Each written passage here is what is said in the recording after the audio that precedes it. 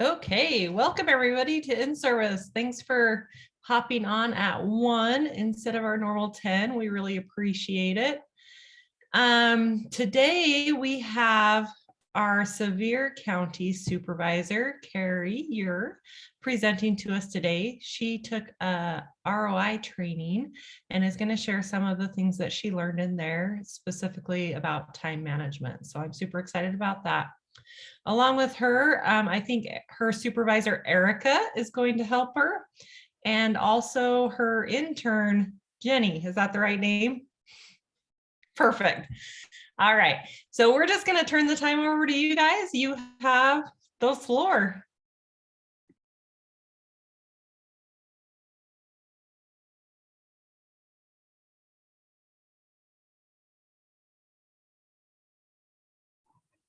Okay, so are you seeing our presentation screen and can you hear us? Yes. Good. Okay, that's always good. And we all know how sharing your screen works. Sometimes you can't see as much as you would like. So feel free to unmute and tell us things that you need to along the way. Okay, I will also monitor the chat for you. And just a reminder to everybody, you're doing good, but keep putting your names in chat for roll.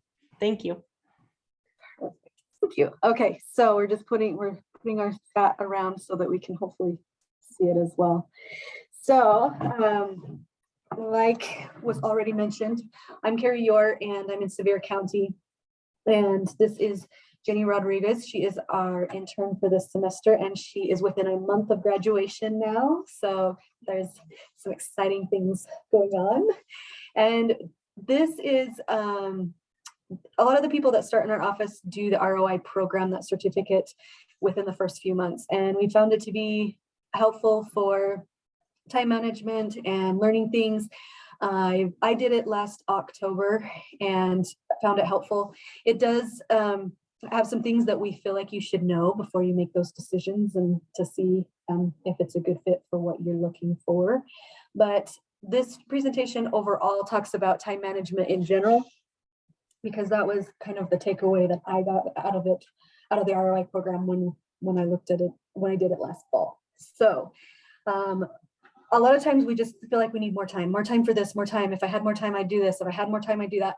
And I have found myself trying to work longer and harder and do more.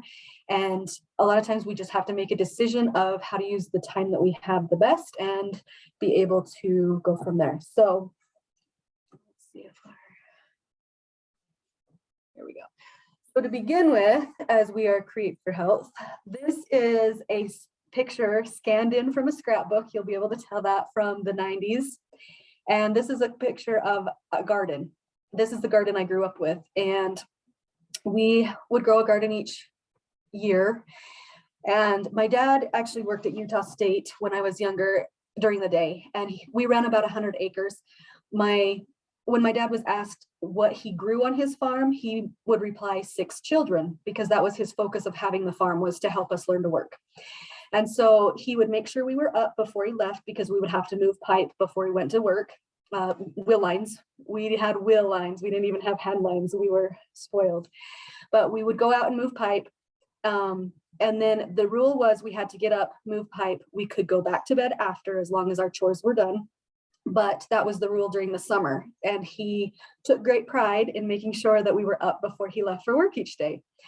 Obviously, like I say, the rule was you could go back to bed later if you chose, but he knew that if he got us up, then there was a good chance we weren't going to go back to bed. And most of the time we didn't. But so that was our thing. He would give us lists of things to do before he left that he wanted done. One summer, my older sister received the task of planting the garden while he was gone. And he said, okay, I've left the seeds, plant the garden. This is not the garden that was planted that year. This is a different year, but this is the garden space. So my sister planted the garden. He came home that night, asked her how it went. And she said, it was going fine until I ran out of room. And he said, you ran out of room. We've used the same garden space for how many years? How did you run out of room? And she said, I ran out of room. So he's like, oh, well, show me what you did. And he went, and as my dad's known to buy in bulk, and he had bought some seeds in bulk thinking they would last several years. And she had planted 9 zucchini hills. And because that's how many seeds there were. And then she said she ran out of room. So we didn't have a lot of other crops that year because we had 9 zucchini plants. And you know, zucchini multiplies. And so that year we had zucchini everything. And we had it in the freezer for years to come, and actually finally threw it away after it was so many years that we hadn't used it. But that is a picture of our zucchini hills. And you might say, oh, that's normal, but that was one day.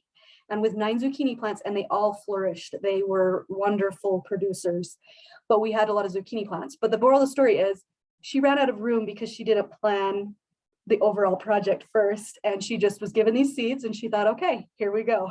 So that's the zucchini story. That's exactly how our time works. We have a certain amount of time, and there are parameters around 24 hours in a day. So think of the zucchini hills, think of planning ahead, and that is what we're going to talk about today as that relates to time. The remote online initiative, that certificate, just kind of a general overview. They do a session each month. It's a 4-week process to get the certificate, but do plan 6 to 8 hours per week. That's what they recommend. And from what we've found, it is a full 6 to 8 hours. And you will want to make sure it's a time frame in your life that you're able to devote that time. And there are workshops and assignments. The next slide shows us the modules you'll go over, but I'm going to turn the time over to Jenny because she's going to share a little bit about her experience in the ROI program. Okay, so you'll have to excuse my voice. I've done quite a bit of talking this past couple of days, but I'll try my best. Okay, so I did do this course while I've been taking like my other high school courses, so I already had a pretty full schedule, and so definitely planning in that many hours is kind of a struggle right away, but the more that I got into it, it was like a lot easier to manage my time. And so with the actual workshops, there were times where you branch off into groups and you do like little sessions with them, and so I really enjoyed that part of it. And then I liked that all of our coordinators checked in with us too and just didn't, give us assignments or anything like that. Like they were very helpful, and like if we have questions or anything, like you had so many resources to reach out to them. And then I was just very rarely confused because of that. And then everybody seemed to participate and all that during our sessions, and I don't think there was anybody that was ever really behind either. It was very easy to catch up to on any assignments that you had. And then this course was something that like I have never done before. The assignments covered things that I had never looked into or anything like that, like managing my time. That was very helpful with this when I started learning more about that. And then the instructions were very clear for the assignments. Again, I like rarely had any questions or was confused. And it was also very entertaining for me. And so it was easy to get through. I never felt like I have to do all these assignments. Like they were actually really helpful and interesting to me. And we also used a lot of platforms, especially to reach out to our coordinators. And that was also really nice because now I can use the platform still for things like school, stuff like that. So Okay, thank you. So if you noticed on the last screen, there is a 50% off RW50 code. It's been used for a long time, and I haven't signed anybody up for using that code for a while, but it is 50%. It can get you 50% off if it's still valid, but that takes it from $20 down to $10. So that is a nice little perk. So I like Brian's comment of moral of the story, plant corn first. So I have a resource. This book, it's called The Focus Project, and it's his, actually, I'll just make that easier. It's by Equalman. It's Eric Qualman, but he likes to go by Equalman. He's done a lot of these focus and these books, but the Focus Project, there's a section in it chapter 2 is all about time management. And that's where we're going to follow Brian's advice to realize how to plant the corn first, how to make sure we have the space that we need for the most important things so that we don't end up with 9 zucchini hills for a family of 8, and that's all we have. He makes the comparison of luggage, and he's like, I'm still using it, so I don't have to remember hard. Remember the soft luggage, how you could always fit one more thing in. You just made it work. And he's like, now we have the hard luggage, and that is a hard barrier. Oh, Brian likes peas too. Okay, peas and corn, nice.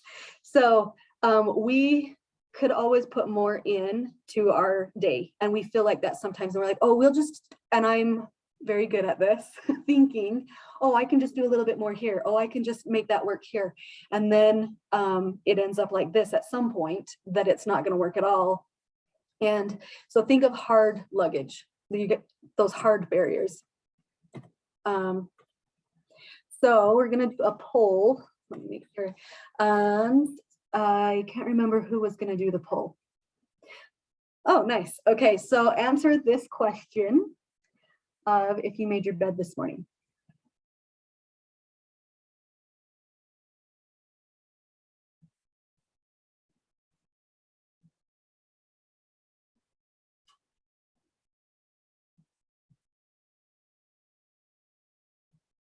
Okay, so we'll just go another 6 seconds or so.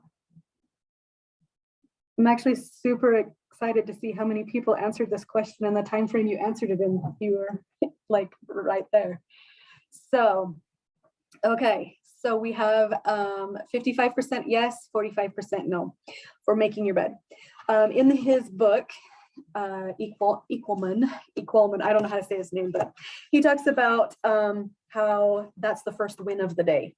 If you make your bed, the rest of the day goes better. They've actually done research about this, and they talked about basic SEAL training, and the instructors were Vietnam veterans, and they would have them make the bed and they would inspect it. And we know that that's a big thing in the military.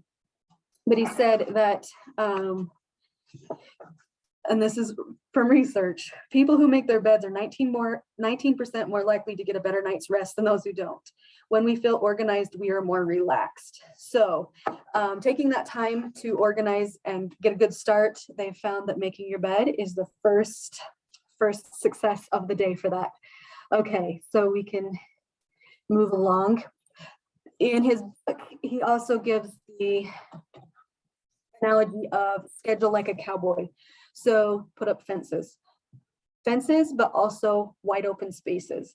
And also he said, make sure those fences are strong enough that when you're done with that, you move on. It's a lot, and I do this a lot myself, is if I get into something, I will change my schedule as I go, which there's always flexibility needed, and that's a good thing sometimes, but scheduling so that the time is used well. And he's talking about wide open spaces, but fences between those things, and recognizing what there is. He said they looked at a schedule for him once, him and his assistant.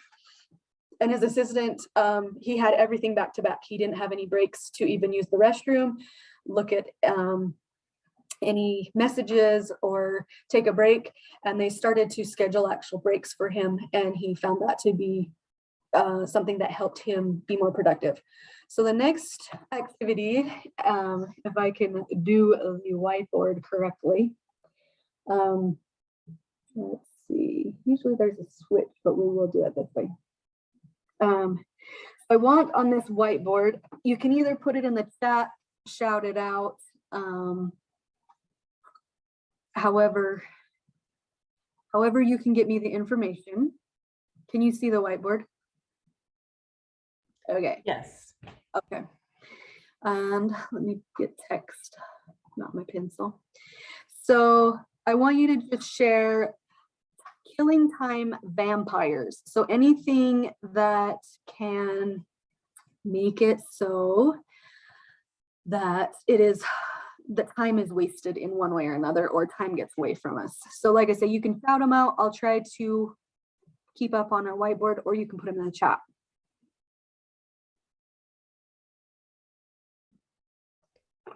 Instagram scrolling.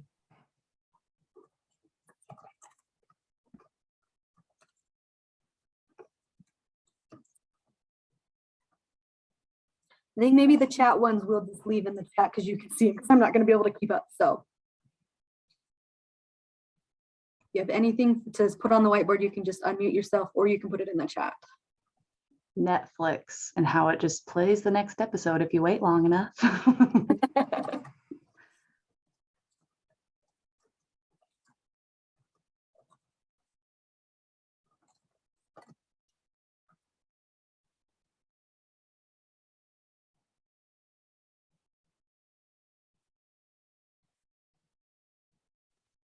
Procrastination. Okay, yes. Can you explain why that is a vampire to a killing our time? I just think there's always times when I am trying to get stuff done, but I procrastinate and just like put it off and as far as I can for one reason or another.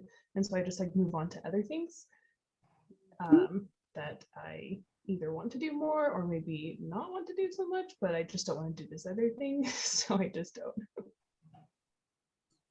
Yeah.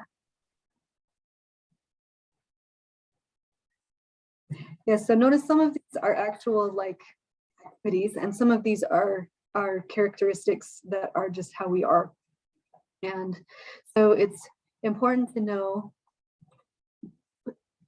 both of those, both activities as well as characteristics.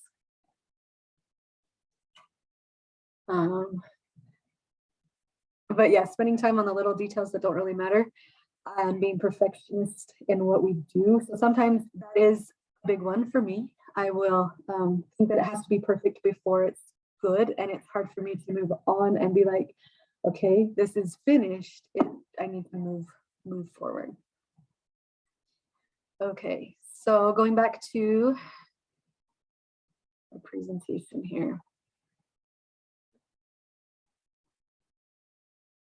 Okay, so sound check, and can you see the presentation? Hopefully we got back well enough. Okay, perfect.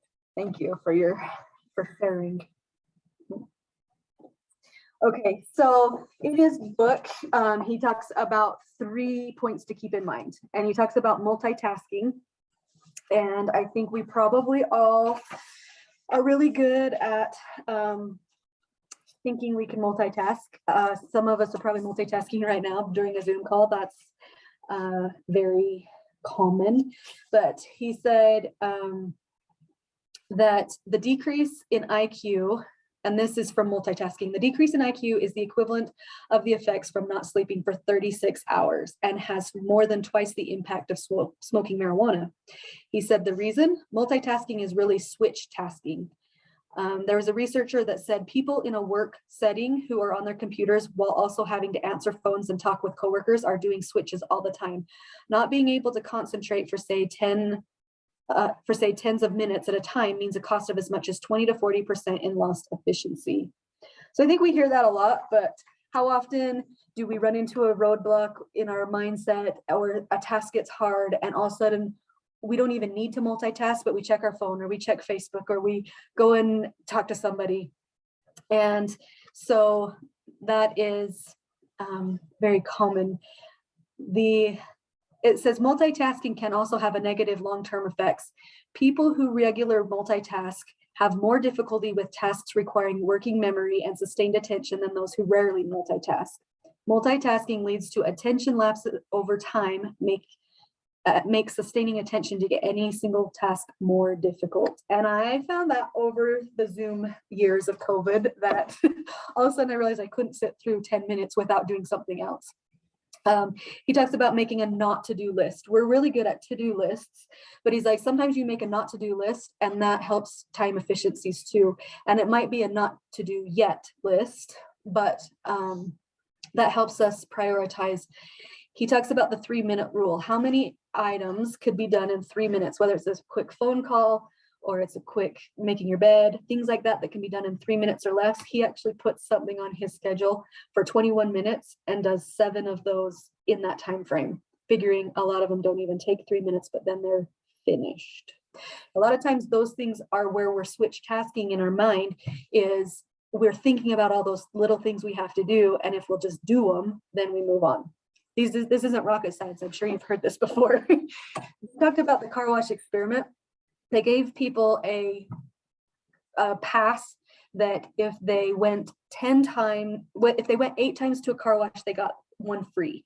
The first ticket they gave to people had 8 circles that they had to complete to get their free one. The second token they gave to people was a card that had 10 on it, but 2 of them were already punched. So either way, they had to do 8 washes to get 1 free. But one of them had a ticket with 8 that needed it. One of them had a ticket with 8 that needed it, but 2 had been punched for a total of 10. And they found that the people that had 2 already punched were 36% or something like that, more likely to get their 8 washes and get their free one. And they figured it was that start, that getting a start on things. Same thing with online classes. They found that if there was some more simplistic activities at the start and people could complete them and have success, they were more likely to finish the program. So that's kind of where the making the bed comes in. If we start our day with a simple task like that, we're already on our way to getting things done. So let's brainstorm. So the first one, and on this one, let's do, so let's just use the chat or shout it out because that seemed to work okay. The first point that I would like to learn from you is tips from you on time efficiency. So things you've found, and it can be work related or outside of work related, things that you've found to organize things, get things prepared so that when those presentations come, which this was actually one of the few things that was done fairly early for us. Sometimes I'm good at like in 3 days before or the night before thinking, oh, and I've started it, but I haven't finished it. And so what are ways that you have found help you to prepare and to use your time efficiently, either, like I say, inside of work or outside of work?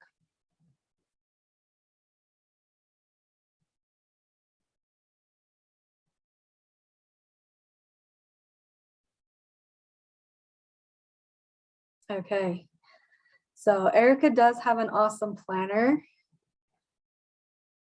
And Erica, do you want to share the specifics on your planner? I can't actually see you because of how the... Can you see me now?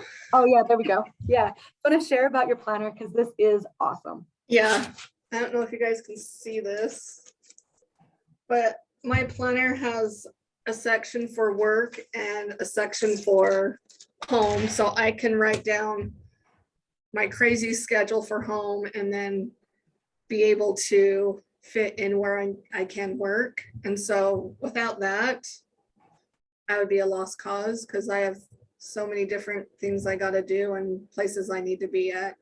And I tried using Google Calendar and all that, but I found that if I write it down, I remember it better. Thank you. Yes. And Erica is a very good time manager, which helps our county a lot. Well, that's nice of you to say. It's true. Okay. So planning the day or the week, time blocking, so like that scheduling, like the cowboy he talks about. I like to brainstorm first and then walk away. Then I'll think about it and come back ready to tackle it. That's good. Thank you, Melanie. Yep. A lot of times, yeah, it's just figuring out how to get that job done. And I like that. Mariana, stick to the task at hand. Jocelyn likes, I love my Outlook calendar for laying out a work week and day. Kelsey, Weber County has a weekly agenda we go over every Monday that helps prioritize and plan a lot. That's good. Yeah. Kelsey, could you explain a little bit about that weekly agenda and if it's, when you say Weber County, if that's an office thing or how that works? I'm interested. Yeah, so me, Kayla, and Sydney, We're the ambassadors in Weber County, and we meet over Zoom every Monday morning. And we just have like a running agenda that we update throughout the week, and then we talk about it. And I just feel like it helps us a lot keep things organized and planned. Awesome. Thank you for sharing. And this is why we're learning from each other. Okay, so Christina says a Google Calendar helps her know where she needs to be and when she needs to be there. Yes. I had a Windows 11 update gone bad and I couldn't use my calendar for a minute on my computer, and I realized how much I relied on that.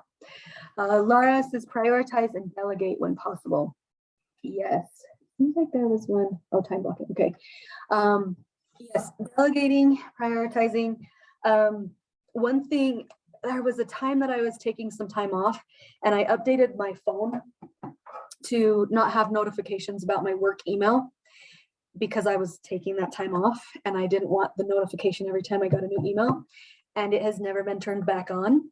And I will own that and not feel like I'm a bad worker, because I can go and check my email anytime on it. Even when I go to my home screen, I can see the number of emails, but I don't need that to ding every time. And that was really chopping up my day. And so that helped me a lot to turn those notifications off. Somebody mentioned it. Oh, Emma said, yes, she's done the same thing. And you don't even have, okay, so I've tried to figure out how to get that little badge off and I haven't figured it out. So maybe next time we're together, you can help me out. I'm sure it's a setting somewhere I haven't taken the time for, but yeah, not even having that would be nice. Brian, yes, working in small, easily digested chunks. So that is one thing that when I first started this, all of a sudden I realized it'd been like 2 or 3 months. And so I started to have a little time between each month where I will, like when the year started, I tried to make the overall of what I wanted to accomplish in the year. And obviously we don't know all the programs that we're going to do or all the people we're going to do, but I had a general idea, and I started with that big picture of in 2022, I want to focus on these programs and setting some goals. And then I put months by them so that I could see like, oh, everything's falling in May. Maybe that's not going to work. And so I could shift them around to where I'm like, this is what I want to accomplish for the year. I don't have to do it in the next 2 weeks, but this is my plan for the year. Obviously it's flexible, but it just made me kind of see the year at a time. And then each month, at the beginning of the month, I will take some time and I write down goals that I need to work on that month, as well as making a list of what I did the month before, just so I can see that there's progression and see what I need to do, even if it's just those small things, just so that that's a way that my mind can see it. Because like I say, the first few months I was in the position, I realized that days can get away from us really easy. During my interview to interview for this job, President White said, make every day count. And that's really stuck with me. And I thought, okay, what did I do today? And sometimes that can be discouraging, but a lot of times it can be like, okay, at the beginning of the day, how am I going to make this day count? And I think that's what he was kind of meaning, is sometimes time can get away from us if we don't make that plan. Erica, if you didn't see the chat, said, I don't have my work emails go to my phone because I would feel like I needed to reply back. So if I don't reply to your emails for a few days, you know why. And we have actually set that up very intentionally in our office. And that actually leads us into our next brainstorming question. How does, and if they're not, how can, so that we can improve as supervisors in a perfect world, how does your supervisor support you in your time management and work processes? And one thing, like Erica says, I know that she is working part-time hours in this position. She's working full-time in life for sure, but she's working part-time in this position.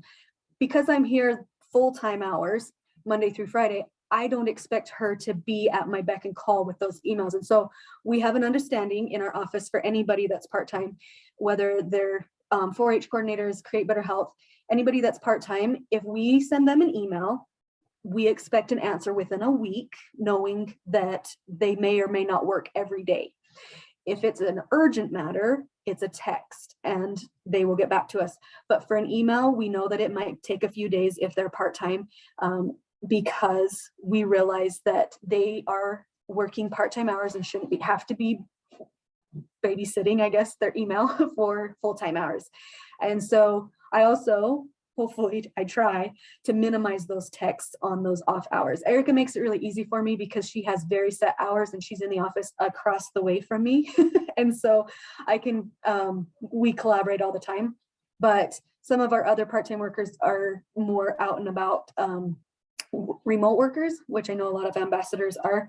And so I want to make sure that I am respecting their time as a supervisor, being those part-time hours. So are there things that you do in your county with your supervisor and ambassadors or in your part-time work? Because I've always said part-time work it can be inconvenient because that means you have other things, I know that Monday through Friday, 8 to 5, I have to be working because that's my work week. And then I have other times too, obviously, but working part-time hours gets a little bit more tricky and you have to be careful to have those fences up and to have those spaces that when you're working. And when you've got that fence up because you're not working, then you have that boundary.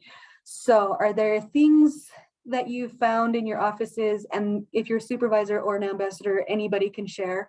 And like I say, it can be something you're doing or something you wish could be done, of how to get support.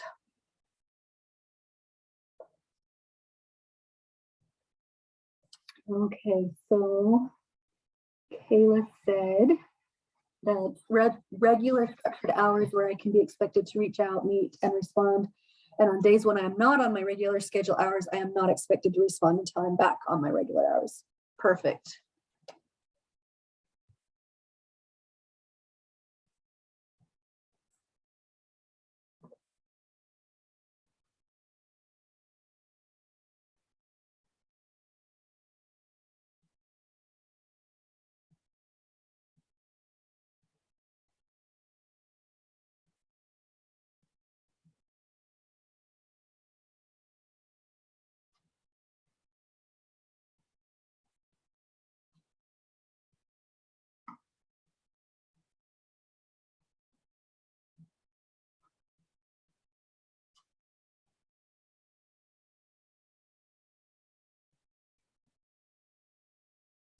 Okay, Lara said, Melanie is also a working mom and is very understanding of work-life balance. And Christine says, apparently we're not doing this part well. I know I need to remember that my ambassador is part-time and not available at my every beck and call. Or maybe, Christina, we're doing okay. I don't know. Like I say, that's one thing that has been an interesting thing in our office is just knowing the different expectations and that you're not expected to be at the beck and call. But hopefully we're doing okay as a whole. I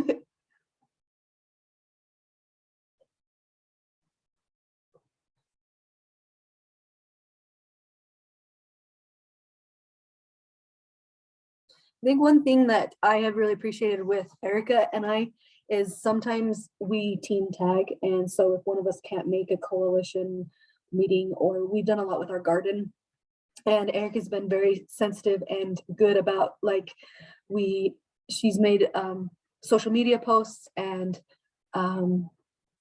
flyers, marketing things that when I've ran out of time or I'm not going to get to something and she can tell she's going to get to it quicker, she jumps in and does that. And I think that's just the communication of and being responsive to knowing what each other's schedule are. And it really helps us. It helps me anyway.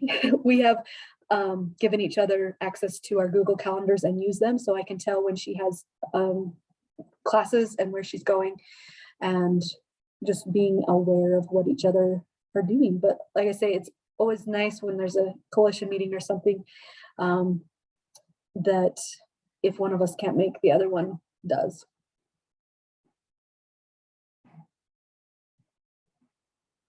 Okay, anything else to share about? Okay, it sounds like you are doing great, Christina. Oh, okay, so Heather said that her supervisor is great. If she needs to hear back faster, it's more of a text, but we also have a tendency to tag team tasks without realizing it. Yeah, you get to that point where you work so well that it works. And like I say, I really like being able to have that teamwork in our county.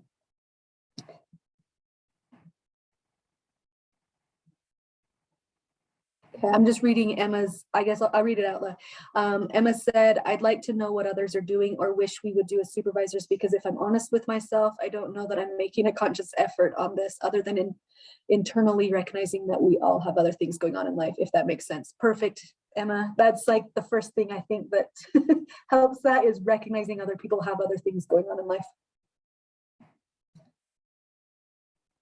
Okay, so if that is all, in his project book, page here.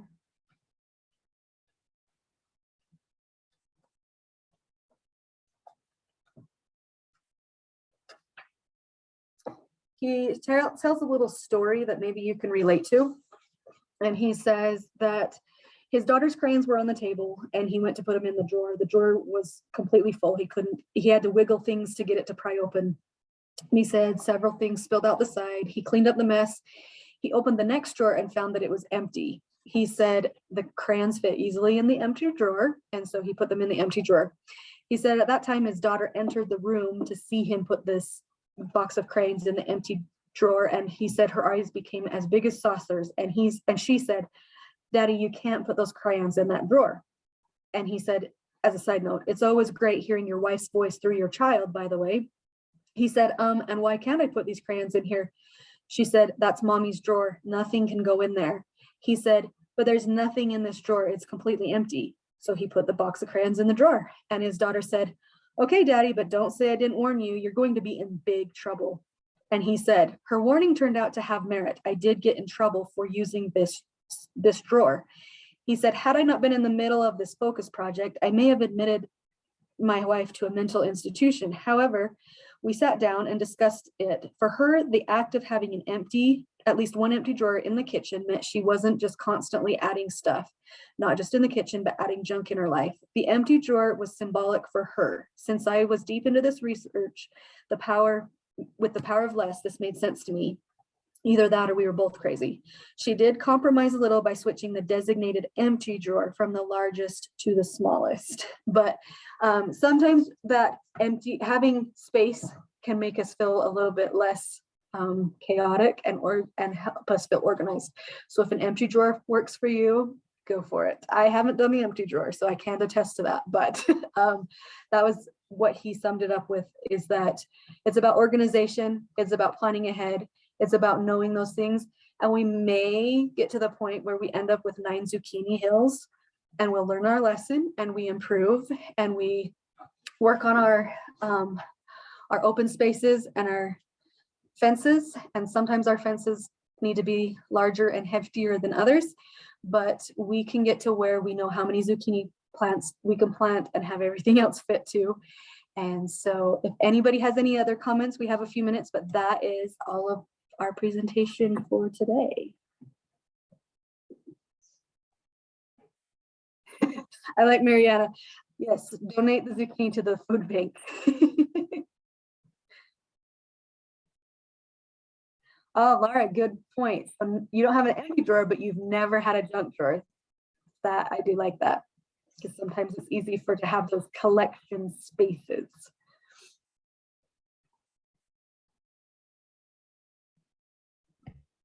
All right. Well, if there's no more comments, we will let you go today. Thanks so much for hopping on. We really appreciate it. While you're all on here, I'm going to make one more plug. I'll probably send it out in an email too. But if you missed last Monday's training, statewide staff meeting, Christy did a training to get ready for our management federal audit that's coming up.